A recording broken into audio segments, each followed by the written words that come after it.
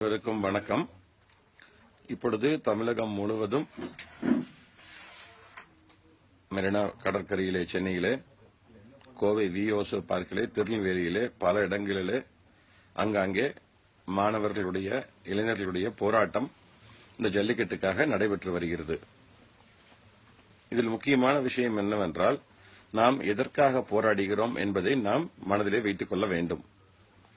குறிப்பாக நமது பாரம்பரிய கால்நடையை காப்பாற்ற ஜல்லிக்கட்டு, ரேக்லா போன்ற அந்த பாரம்பரிய விளையாட்டுகளை நாம் மீட்டெடுக்க போராட வேண்டும்.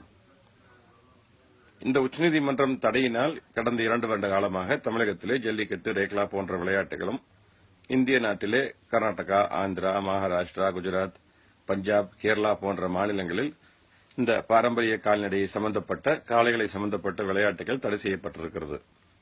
இதற்கு காரணம் இந்திய நாட்டில் இருக்கக்கூடிய மிருகநல ஆர்வலர்கள், குறிப்பாக animal welfare board of India AWBI என்கிற இந்திய நாட்டின் ministry for environment and forest கீழே வரக்கூடிய ஒரு statutory body, blue cross, PETA, FAAPO, CUPA போன்ற அமைப்புகள்.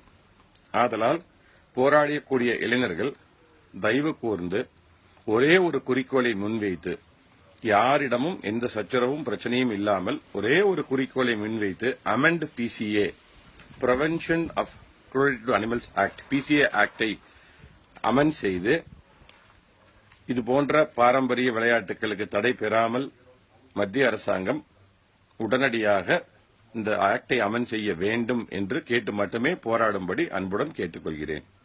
நன்றி, வணக்கம். கார்த்திகேய சிவசேனாபதி.